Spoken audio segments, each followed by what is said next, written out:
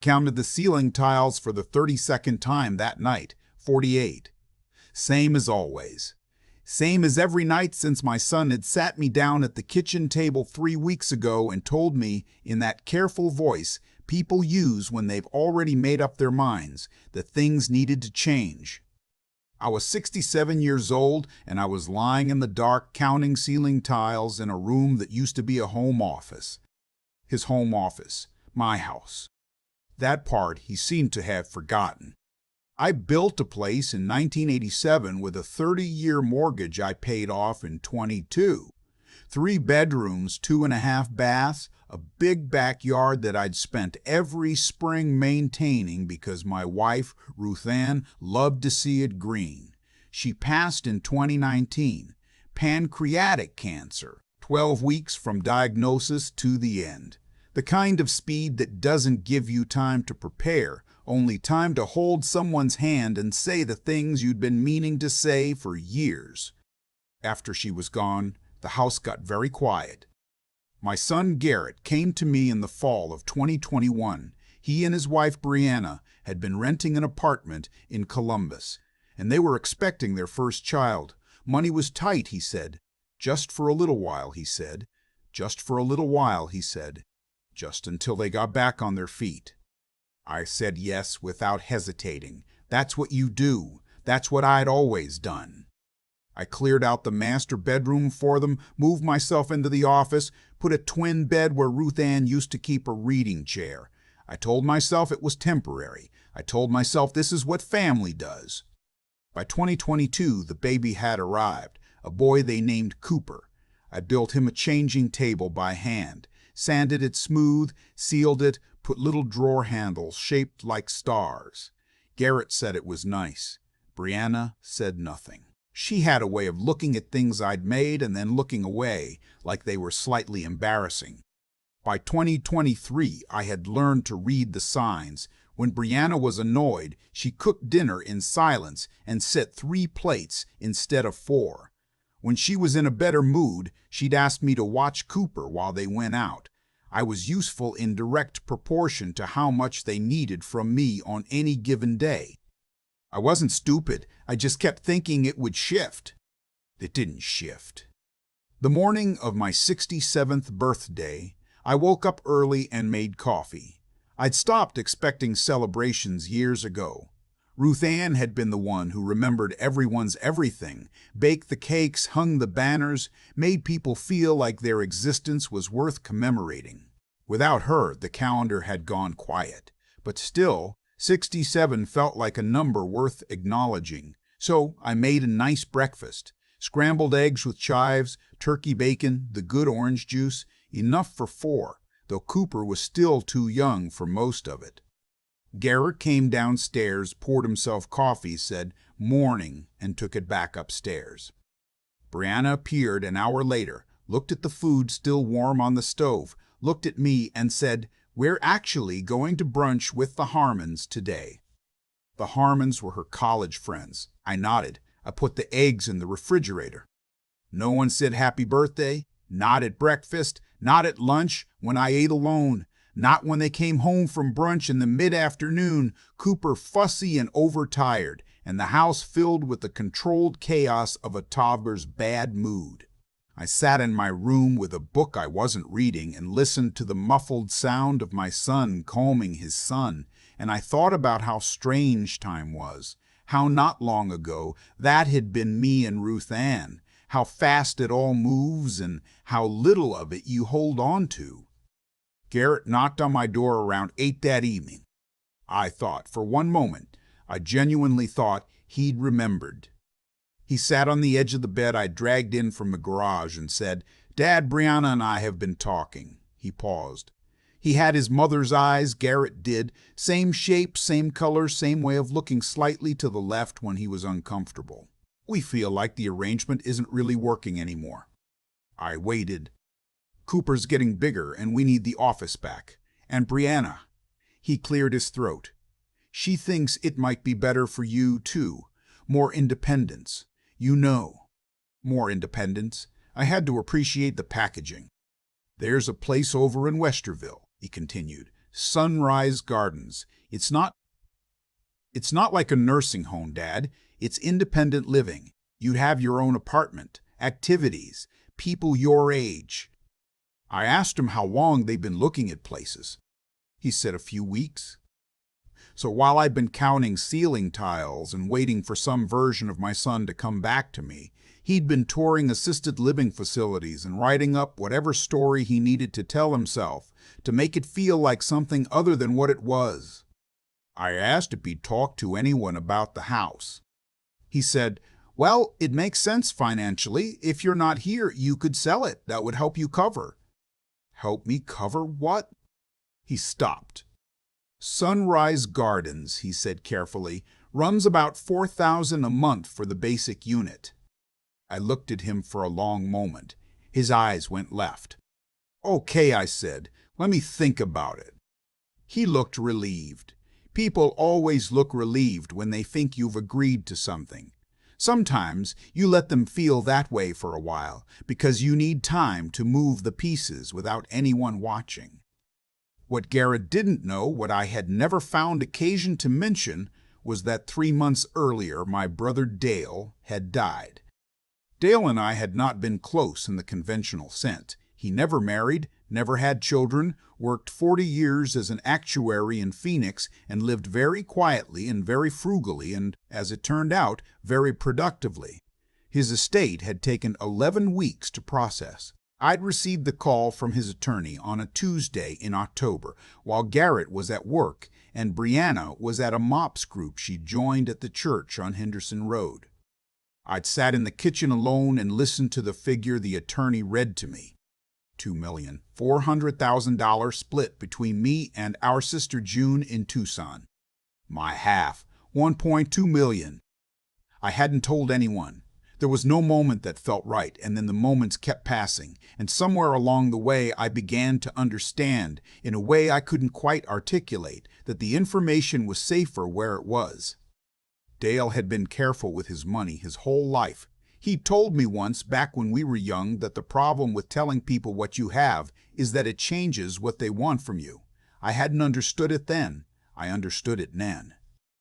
So when Garrett suggested I sell my house and move to a facility that cost $4,000 a month, I smiled and said I'd think about it. And then I went to bed and I lay there and I thought very clearly about what came next. I want to be fair to my son. He is not a cruel man. He loves his child, and he works hard, and he picked up certain things from certain people, the way we all do, without noticing. But he had stopped seeing me as a person somewhere along the way and started seeing me as a situation. And Brianna had never really seen me at all. I called my attorney the next morning, a man named Cliff, who had handled our estate paperwork since the early 90s. I told him what I wanted to do. There was a pause. Then he said, "You're sure?" I said I was sure. Over the following 6 weeks, I moved carefully. I opened an account at a different bank, one Garrett had no knowledge of. I transferred the inheritance there in 2 tranches, the way Cliff advised, to avoid flags. I called a realtor I knew from the neighborhood association, a woman named Terry, and asked her to assess the property quietly, not listed, just assessed. She came on a Wednesday while Garrett was at work and Brianna was at her mother's with Cooper. She walked through every room with her clipboard and her practice-neutral expression and told me the house would comfortably list at $380, maybe $390, given the market. I thanked her and told her to hold off for now. Then I found an apartment. Not a facility, an apartment. A 1-bedroom on the 3rd floor of a building in New Albany, 12 minutes from the house, with a balcony that faced east and a kitchen with enough counter space to actually cook. The building had a gym I wouldn't use and a dog park I would walk through sometimes because dogs make people friendlier. The lease was month to month. I paid first, last, and deposit out of the new account. I arranged movers for a Saturday in early March when I knew Garrett had a work conference in Cincinnati and Brianna always took Cooper to her parents for the weekend. I'd lived in that house for 36 years. I knew its every habit, which drawer stuck, which step creaked, which corner of the backyard caught the afternoon light. I moved through it one last time that Friday night, after Garrett had gone to bed, just walking. The living room where Cooper had taken his first steps on the area rug. The kitchen where Ruth Ann and I had eaten 10,000 meals. The backyard, still brown from winter, which would be green again in 6 weeks, and which I would not see. I left a letter on the kitchen table. Not an angry letter. I want to be clear about that. I am not an angry man. I was a disappointed one, which is different and older and heavier. The letter said that I had found my own place and that I wished them well, that I loved my son, that I hoped he would think carefully about what kind of father he wanted Cooper to know, that the house would be listed for sale in 30 days, and they would need to make other arrangements, but I would give them the full 30 days because I was not trying to hurt anyone. I signed it with my name, the way I'd signed everything my whole life, just my first name, Bo. That's what my parents had called me. That's what Ruth Ann had called me on the last day I ever heard her voice. I was gone before sunrise. The first week in the new apartment was very quiet. I learned where the light moved in the morning, which neighbors kept which hours, how long the hot water took to run. I set up my kitchen the way I'd always wanted. Spices, alphabetized, pots hung on the wall, nothing stored on the counter except the coffee maker. Small things, but mine. Garrett called on Saturday evening around 9. I let it ring. He called again at 9:15. I picked up. He said, "Dad, where are you? Your stuff is gone." I told him I'd moved.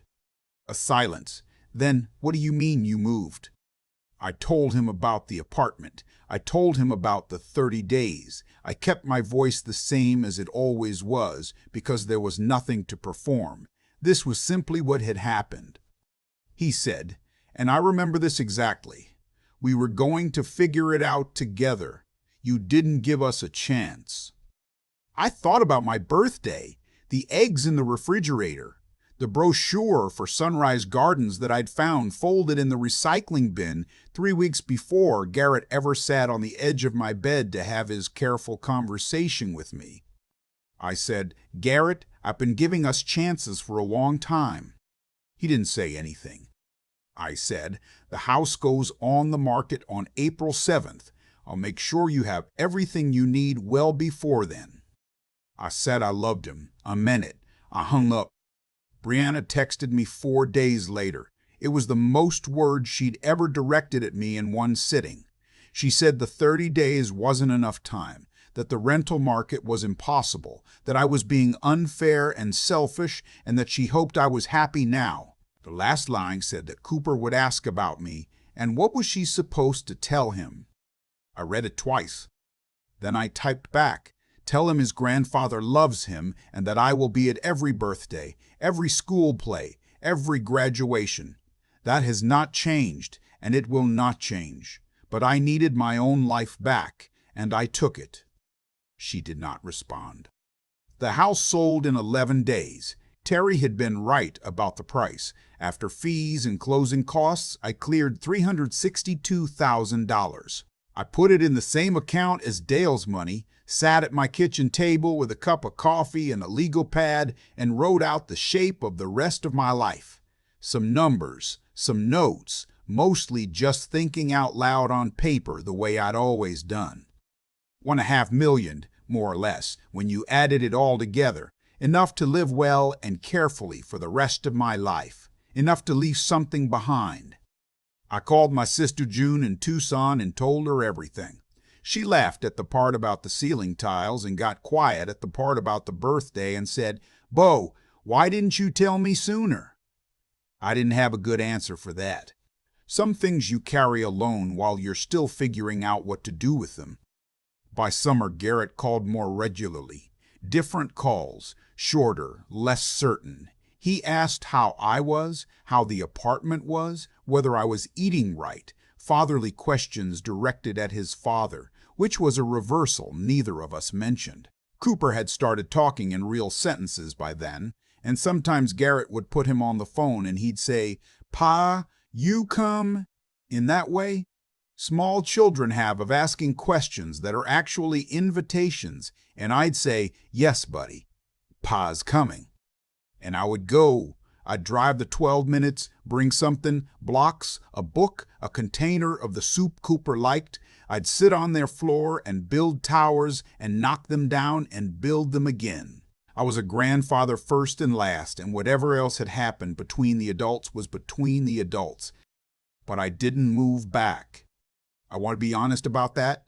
People wanted me to move back, I think. Garrett mentioned once, obliquely, that there might be room now if I stopped him there. Not unkindly, just clearly. Some doors you walk through only one direction. There's a chair on my balcony where I drink my coffee every morning, east-facing, so in the spring and summer I get the sunrise. I've gotten into the habit of sitting there for an hour before I do anything else, just watching the light change. It's not something I would have done in the old life. The old life had obligations pressed up against every hour. This life has some room in it. I'm not a man who believes in tying everything up neatly.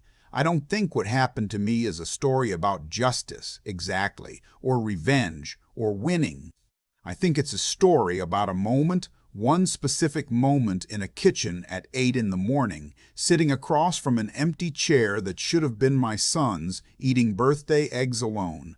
When I finally understood that waiting for things to change is itself a choice, and I was done making it. My brother Dale, who was careful and quiet and left behind more than anyone expected, told me something when we were teenagers that I hadn't thought about in 50 years, until the night I lay in that too small bed counting ceiling tiles. He said, the moment you stop pretending something is fine, it usually stops being fine. But then it can start being something else. I think about that most mornings, in the chair watching the light. Something else turned out to be enough. There's a moment I keep coming back to. Not the birthday, not the brochure, not even the night I lay in that too small bed counting ceiling tiles in what used to be my own home office. The moment I keep coming back to is simpler than all of that. It's the morning I sat alone at my kitchen table with a plate of eggs I'd made for 4 people and understood very quietly that I had been waiting for something that was not coming. That's the thing about consequences. They don't announce themselves. They accumulate in small daily choices, in the plate set for 3 instead of 4, in the brochure left in the recycling bin, a full 3 weeks before the conversation, in the birthday that passed like a Tuesday.